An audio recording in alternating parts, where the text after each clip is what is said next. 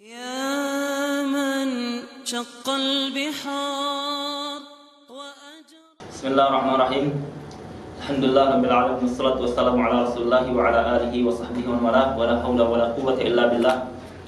Jamaah yang dimuliakan Allah Subhanahu wa taala, kita melanjutkan silsilah fiqh Syafi'i yang kita sudah mengambil pembahasan al-madkhal, pertemuan kedua atau pertemuan ketiga. Dengan ini pertemuan keempat berarti ya. Kita masuk kelanjutannya atau yang kemarin kita lanjutkan masalah marhalah fikih di zaman Nabi sallallahu alaihi wasallam. Dari sejak diutusnya Nabi sallallahu alaihi wasallam sampai di abad ke-11 atau di tahun ke-11 Hijriah. Di antara khasais, keutamaan atau kekhususan di zaman ini itu ada beberapa yang kami rangkumkan. Yang pertama adalah masdar tasyri' al-kitab wa sunnah.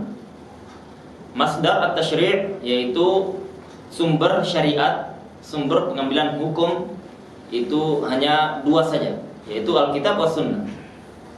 Dan sudah kita sebutkan di pertemuan sebelumnya bahwasanya Nabi sallallahu alaihi wasallam itu fokus kepada masalah-masalah fondasi, masalah-masalah akidah, masalah tauhid itu selama kurang lebih 13 tahun.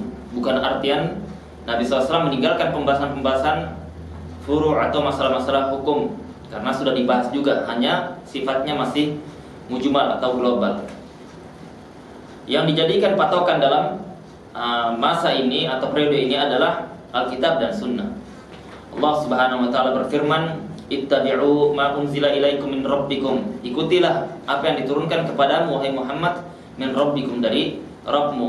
Wa la tattabi'u, dan janganlah engkau mengikuti min dunihi auliya, dari selain Allah Subhanahu wa taala seorang pun engkau pilih jadi dia wali-wali selain Allah. Maka Allah Subhanahu wa taala menyatakan di sini, ikutilah apa yang diturunkan dari Rabbmu, yaitu berupa wahyu. Berarti apa? Berarti Nabi SAW diperintahkan untuk mengikuti Al-Qur'anul Karim. Dan Nabi SAW melanjutkannya, menjelaskannya, dan itu adalah hadis Nabi sallallahu alaihi wasallam. Allah Subhanahu wa taala berfirman, "Wa ma atakumur rasulu fakhudhu." Apa yang datang dari Rasul maka ambil. Apa yang datang dari Rasul sallallahu alaihi wasallam maka ambil. Wa ma nahakum anhu fantahu. Apa yang dilarangnya maka tinggalkan.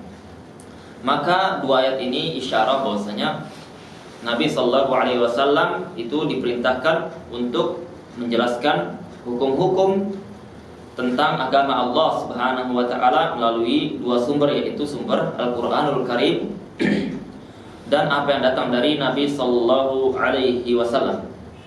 Yang kedua, di antara kekhususan pada periode ini adalah masdar talaqqi at-tasyri' war rasul. Yang menyampaikan masalah syariat ini hanya Rasul sallallahu alaihi wasallam, yaitu tidak melalui orang lain, tidak melalui perantara sahabat.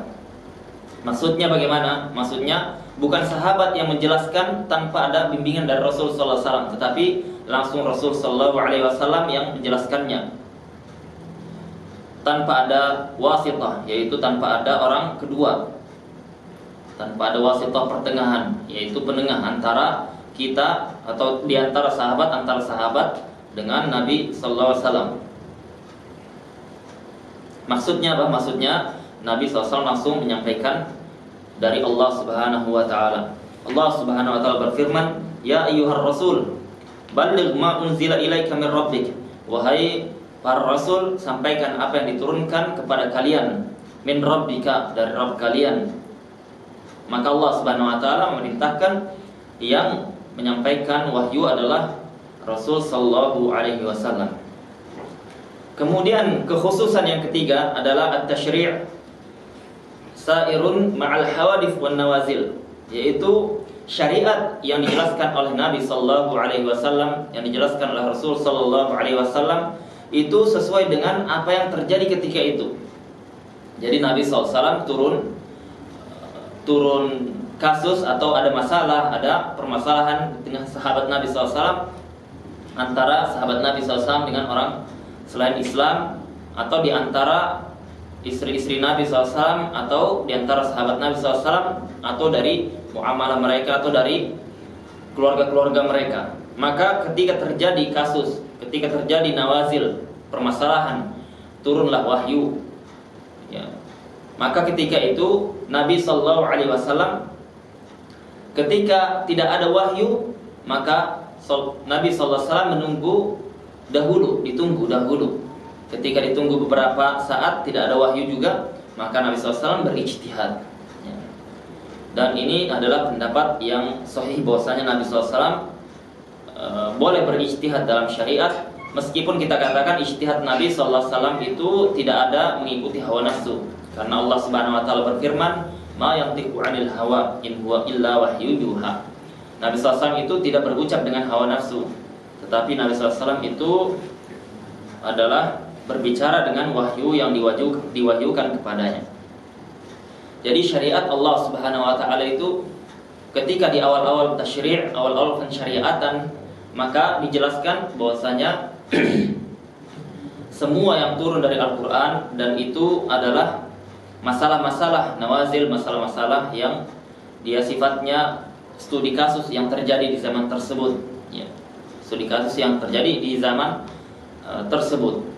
Itu dalam masalah hukum, dalam masalah ahkam. Yang berbeda kalau masalahnya adalah kisah-kisah perkara ghaib atau dahulu dari cerita-cerita kisah-kisah umam as-sabiqah, yaitu umat terdahulu. Kemudian yang keempat, yang keempat di sini, lam yakun majal ikhtilafil ahkam, yaitu tidak adanya majal, pintu untuk berselisih dalam masalah hukum. Ya. Kekhususan di zaman tasyri', zaman Nabi SAW sampai ke abad 11 ini, bahwasanya tidak ada pintu untuk berselisih di situ. Tidak ada pintu untuk berselisih. Kenapa?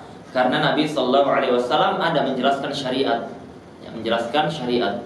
Dalam masalah-masalah hukum, dalam masalah-masalah syariat itu ketika ada Nabi SAW mereka bertanya. Mereka bertanya, maka Nabi SAW menjelaskan, Nabi SAW menjawabnya.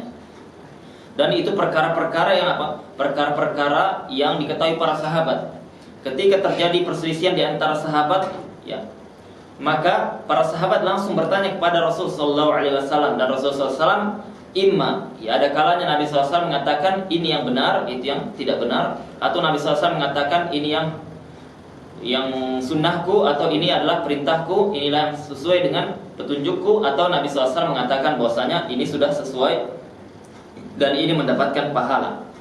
Maka dalam masalah perselisihan yang ada selesai karena ada Nabi SAW. Berbeda dengan zaman setelahnya, tidak ada yang bisa menjelaskan yang mana yang benar. Ya, karena apa? Karena tidak ada yang menjadi penentu karena Nabi SAW sudah wafat. Allah Subhanahu wa taala berfirman, "Ma kana linabiyyin an yakun lahu asra hatta yufkhina fil ard." Tidak boleh bagi seorang nabi, ya, tidak boleh bagi nabi an yakun lahu asra, yang dia memiliki tawanan perang, kemudian dia hanya sekedar mengikuti apa yang diinginkan oleh sahabatnya, oleh orang-orang terdekatnya. Tidak boleh. Tetapi kata Nabi, kata Allah Subhanahu wa taala, hatta yufkhina fil ard, sampai mereka itu dihabisi, yaitu mereka jangan lagi dibebaskan, jangan lagi kita negosiasi. Karena apa? Karena Allah Subhanahu wa taala hatta yufkhina fil ard, karena Allah Subhanahu wa taala menginginkan mereka itu sudah kita habisi mereka. Karena mereka apa? Kafir yang harbi, yang memerangi Allah dan Rasulnya, memerangi kaum muslimin. Ya, maka itu balasan yang paling tepat, paling adil. Nah, ini kasusnya terjadi perselisihan, ya, di antara sebagian sahabat, yaitu sahabat Nabi SAW antara Abu Bakar dan Umar, itu dimintai musyawarah kepada oleh Nabi SAW. Ketika Nabi SAW mengatakan bahwasanya ini ada 70 tawanan dari kalangan Yahudi. Mereka ini yang orang-orang dahulu memerangi qurra Rasulullah SAW, yaitu para pembaca, penghafal Al-Qur'annya Nabi SAW. Yaitu kisahnya panjang, ya, kisahnya sangat tragis, sangat sedih kalau kita lihat, ya, kalau kita dengar kisah tersebut. Karena apa? Karena ada sahabat Nabi SAW yang mereka penghafal Al-Quranul Karim, yang mereka hari-harinya dan Al-Quranul Karim, dan mereka dijebak karena banyaknya orang-orang yang munafik di zaman itu, atau banyaknya orang-orang Yahudi yang mereka itu benci dengan kaum muslimin, sehingga mereka membuat makar, ya. Dan membuat makar ini merupakan apa? Merupakan sunnahnya orang dahulu dari kalangan Yahudi. Jalannya, maksudnya jalannya orang-orang Yahudi. Jadi kalau ada kaum muslimin yang dia itu berbuat makar, mereka itu pada hakikatnya mengikuti jalan-jalannya orang-orang Yahudi. Maka diambil tawaran ini, Nabi SAW musyawarah kepada sahabatnya, kepada Abu Bakar. Abu Bakar mengatakan yang intinya adalah bahwasanya mereka adalah hamba-hamba Allah. Ya, Allah Subhanahu Wa Taala Maha Pengampun.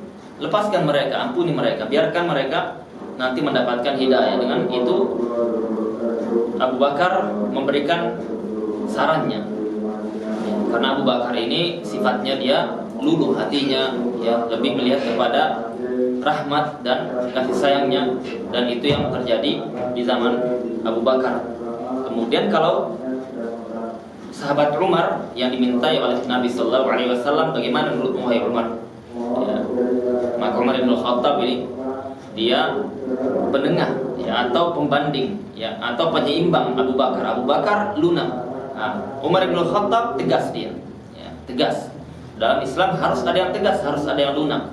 Maka ketika ditanya kepada Umar bin Khattab, Umar bin Khattab mengatakan bahwasanya, ya Rasulullah, sungguhnya mereka memerangi Allah dan Rasulnya, mereka memerangi kaum muslimin, mereka itu tidak layak untuk kita ampuni, tidak layak untuk kita kasihani. Penggal semua kepala mereka, penggal semua leher mereka. Ya, Umar bin Khattab tidak ada ragu-ragu dalam masalah ini. Namun Nabi SAW sudah terlanjur memutuskan mengikuti pendapatnya Abu Bakar. Ketika itu Nabi SAW memutuskan untuk mereka dilepas. Turunlah ayat ini yang menjelaskan bahwasanya Allah Subhanahu Wa Taala menegur Nabi Sallallahu Alaihi Wasallam. Bukti bahwasanya tidak ada majal untuk khilaf, tidak ada ruang untuk berselisih dalam masalah-masalah hakam seperti itu. Ya, maka itu di zaman Nabi SAW, di antara kekhususan di zaman Nabi SAW tidak ada ruang untuk berselisih. Ya, maka kalau ada ruang untuk berselisih, maka Nabi SAW boleh untuk memilih pendapat Abu Bakar. Ya, tetapi Allah Subhanahu Wa Taala menurunkan ayat ini, dan ini adalah bukti bahwasanya Allah Subhanahu Wa Taala menginginkan tidak adanya perselisihan di zaman tersebut. Dan ini juga keutamannya Umar bin Khattab, keutamaan Umar bin Khattab, yang mana Umar bin Khattab itu memiliki pendapat-pendapat yang kuat, ya, dalam beberapa perkara. Ya, disebutkan ada sekitar 3 pendapat Umar bin Khattab yang Allah Subhanahu Wa Taala ridhoi. Ya. Kemudian khasais yang kelima, yaitu diantara kekhususan di zaman Nabi Sallallahu Alaihi Wasallam adalah suhulatul fahm wal idrak. Ya, suhulatul fahm wal idrak, yaitu mudahnya difahami. Ketika Nabi SAW menjelaskan urusan agama, itu para sahabat bisa memahaminya, sampai yang paling tidak paham sekalipun, sampai yang paling kurang pemahamannya sekalipun, karena sahabat itu bertingkat-tingkat ilmunya. Sampai pun yang kurang paham bisa memahami dan baik. Di antaranya apa? Mereka diajarkan untuk mengetahui waktu sholat itu dengan melihat matahari, kemudian dengan melihat matahari dan semisal itu. Ya, maka ini adalah di antara kekhususan di zaman Nabi Sallallahu Alaihi Wasallam.